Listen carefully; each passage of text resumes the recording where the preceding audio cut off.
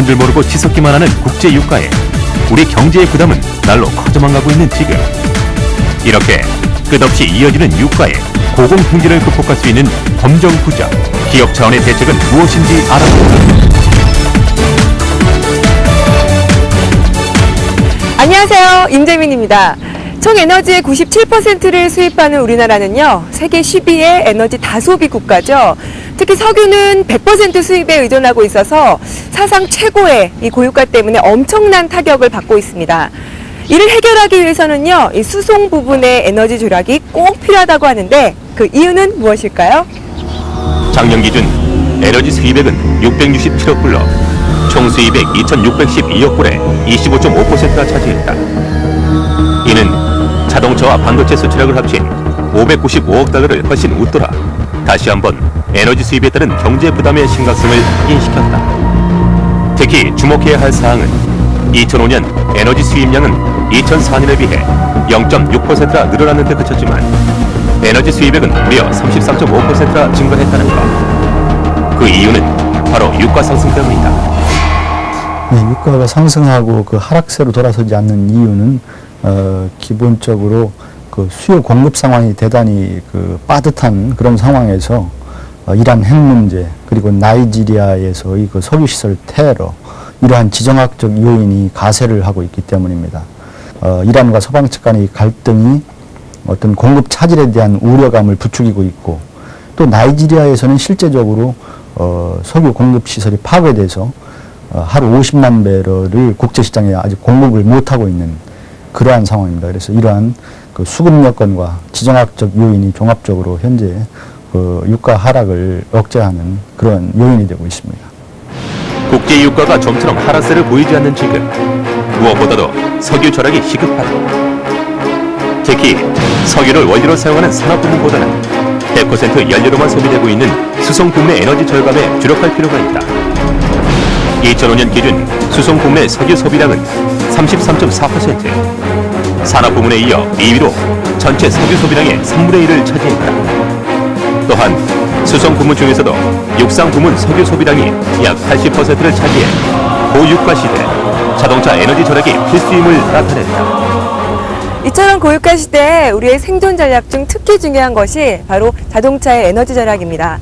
물론 차량 운전자 일일이 에너지를 절약하는 것도 중요하겠지만 우리가 사용하는 자동차의 연비를 높여서 보다 근본적으로 에너지를 절약하는 것이 더 효과적입니다. 그래서 정부에서는 평균 에너지 소비 효율제라는 국가 차원의 제도를 실시하고 있는데요. 과연 어떤 것인지 알아보도록 할까요? 평균 에너지 소비 효율 제도란 각 자동차 제작사가 1년 동안 국내에서 판매한 승용차 연비의 합계를 판매량으로 나누는 것으로, 이러한 방법에 따라 산출된 평균 연비를 통해 국내 승용차의 연비를 관리하는 제도를 말한다.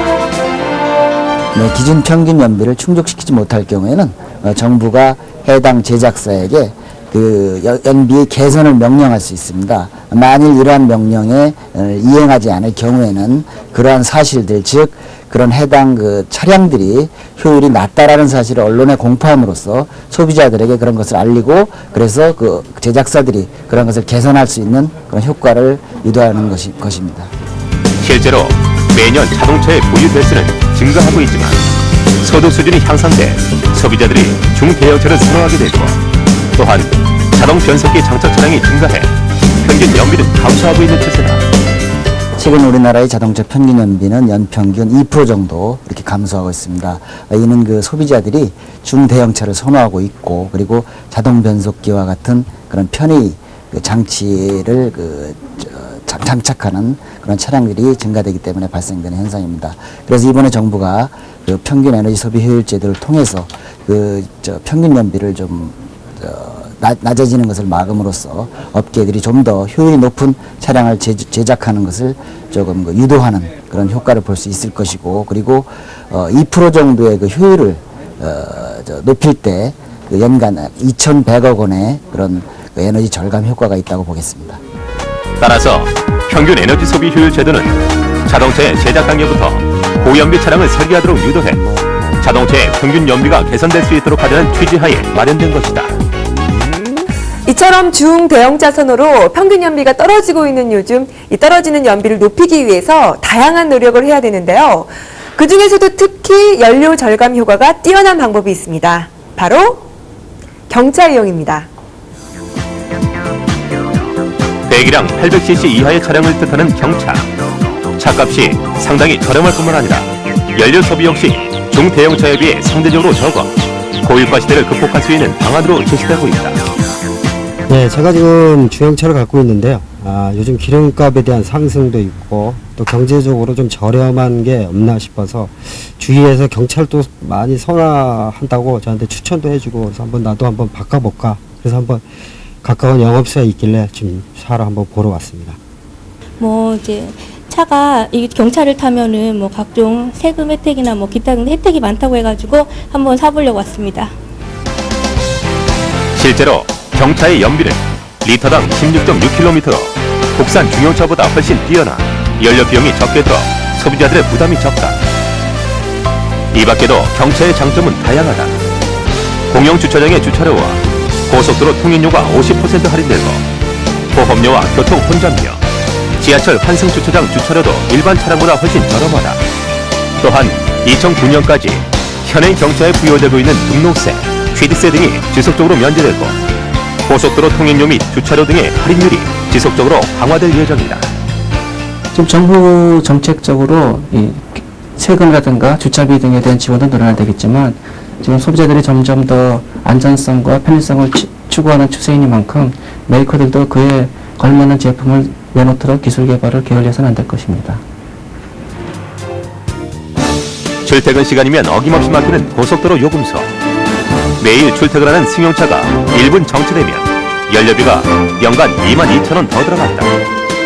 이러한 에너지 낭비를 막기 위해 설치된 시스템이 하이패스. 하이패스는 달리는 차 안에서 적외선 또는 주파수 방식으로 무선으로 통행료를 지급하는 최첨단 통행료 징수 시스템입니다. 하이패스를 이용하시려면 선 충전의 전자카드를 단말기에 삽입후 차량에 부착하여 하이패스 전용차를 이용하시면 됩니다. 하이패스의 이용 효과로는 일반 TCS 차로보다 시간당 4배의 처리 효과를 나타내며 이는 시간당 1,400에서 1,800대의 처리 효과를 나타낼 수 있습니다. 하이패스를 이용하시는 고객들은 고속도로 톨게이트 통과 시 지체나 정체 없이 논스톱으로 통과하기 때문에 고속도로보다 편리하게 이용하실 수 있습니다. 이처럼 톨게이트 앞 정차 시간이 절약되므로 교통 혼잡 시간대 하이패스 한 개 차로는 기존 일반 차로에 비해 최대 3.7배 교통량 처리 능력을 보여 그 효과를 톡톡히 발휘하고 있다. 지난 2004년 하이패스 차로가 설치된 청계 영업소도 마찬가지다. 요금소 앞에서 정체되는 시간이 길어 꽉 막힌 일반 차선과 달리 하이패스 시스템이 설치된 차선은 시원스러운 흐름을 보이고 있다. 실제로 하이패스를 이용해 남인천, 청계, 판교 구간을 지난 차량은 출퇴근 시 최소 3분, 최대 4분이 절약되고 있다. 수송 에너지 절약에 큰 도움이 되는 하이패스 시스템.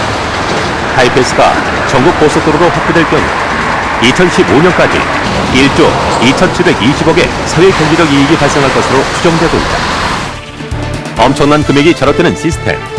하이패스의 전국 시행만큼이나 기대되는 에너지 절약법이 있다. 바로 친환경 자동차에 실용하다. 이미 친환경 자동차의 사용자가 많은 외국의 경우 실제로 에너지가 크게 절약되고 있다고 한다. 그 대표적인 예가 바로 일본의 하이브리드카다. 네, 하이브리드라는 것은 기본적으로는 두 가지의 동력원이 하나의 차 안에 들어가 있는 것을 나타냅니다. 그래서 엔진과 전기 모터가 혼합되어 있는 차량을 하이브리드라고 일반적으로 얘기를 하고 있습니다. 그래서 하이브리드 같은 경우에는 저희가 전 세계적으로 세 가지 정도로 나눌 수가 있겠고요. 거기는 뒷열식 방식, 그리고 병열식, 그리고 저희 토요타 하이브리드가 유일하게 사용하고 있는 직병열식으로 세 가지로 나눌 수가 있겠습니다. 실제로 일본의 하이브리드카는 연비가 리터당 25km로 1리터의 휘발유로 갈 수 있는 거리가 기존 승용차의 2배 수준이다. 이렇게 기름값을 절반으로 줄일 수 있다는 장점 때문에 하이브리드카가 상용화된 지 8년째인 지난해 일본의 휘발유 판매량은 21년 만에 줄어들었다. 석유 자원의 고갈 문제, 고유가 시대의 장기화가 대두되는 지금 수송 부문의 에너지 절약 방안으로 제시되는 하이브리드카. 연비 향상 효과가 50에서 60% 정도 탁월해 보급 필요성이 점점 커지고 있는 중이다. 또 하이브리드카와 함께 주목받는 친환경 자동차가 있다. 바로 수소 연료 전지 자동차. 이 자동차는 수소를 이용해 발전을 하고 발생한 전기로 운행하게 된다. 수소는 오염물질 없이 큰 에너지를 낼 수 있기 때문에 자동차 기술 개발이 나아가야 할 최종 목표를 제시한다. 지금 석유가가 굉장히 높아지고 또 석유뿐만 아니라 석유 고갈 위기까지 얘기되면서 앞으로 친환경차에 대한 관심이 굉장히 많습니다. 장기적으로 보면 수소연료 전지차가 확실한 대안으로 자리를 잡겠지만 거기 상용화되기까지는 시간이 너무 많이 필요합니다. 그래서 앞으로 30년 내지 40년 동안의 그 과도기 동안에 그걸 대체해 줄 차가 필요한데 현재 가장 유력하게 떠오르는 대안은 하이브리드 차 또는 친환경 디젤차 또는 바이오연료차 이런 것들이 있습니다. 근데 앞으로 이런 하이브리드 방식이 친환경 디젤차 또는 바이오연료차하고 결합되면서 보통 복합화되고 그런 것들이 수소연료 전지차로 연결되는 그런 개발, 기술 개발에 도움이 많이 될 것입니다. 지금 우리 한국 자동차 산업은 과거 그 가솔린이나 디젤 엔진 이 기술을 이용해서 세계 4대 메이커 성장축으로 구성을 했는데 앞으로 한 10년 내에 이런 이 친환경차 경쟁이 치열해질 텐데 거기서 이 경쟁력 있는 기술을 개발해내지 못하면 아무래도 좀 위험한 상황에 처하게 될 것 같습니다. 연비가 획기적으로 개선된 친환경 자동차를 우리도 곧 만날 수 있다. 2006년 봄 부산 국제모터쇼에서 국산 하이브리드 자동차는 일반 시민을 대상으로 시승식을 가졌다.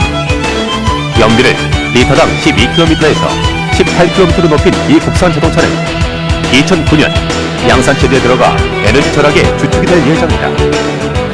산업 부문은 이미 공정의 개선이라든가 에너지 이용기기, 즉 산업용 보일러의 효율 개선을 통해서 상당히 그 절약이 이루어진 그런 상태입니다. 반면에 수송 부문은 아직도 수송 체계의 개편, 다시 말씀드리면은 자가용 중심의 수송 체계에서 대중교통 수단을 중심으로 하는 수송 체계의 개편, 그리고 대형 차를 선호하는 그런 국민적 선호도를 소형차로 바꾸고 하는 그러한 노력을 통해서 절약의 여지가 다른 어떤 소비 부분보다도 더 많은 부분이 이제 수송 부분이라고 말씀드릴 수가 있습니다. 따라서 국가에서 지정한 평균 연비의 준수, 경차 이용, 하이패스 구간 확대, 친환경 자동차의 실용화야말로 에너지 절약의 지름길이다. 우리나라는 세계 7대 원유 소비 소비자, 세계 4대 수입 국일 정도로 석유 소비량이 엄청난 나라입니다. 따라서 급등하는 석유값에 대응하는 가장 효과적인 방법이 바로 수송에너지의 절감입니다. 고유가 시대, 무엇보다도 국가, 기업 차원의 유가 절약이 곧 우리의 경쟁력입니다.